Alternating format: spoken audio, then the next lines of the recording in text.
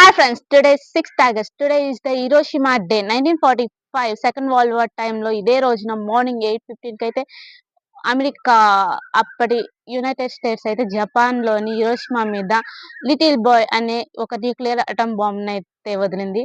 దానివల్ల 80,000 మెంబర్స్ చనిపోయారని అప్పటి జపాన్ న్యూస్ పేపర్స్‌లో అయితే హెడ్‌లైన్స్‌లో వచ్చింది.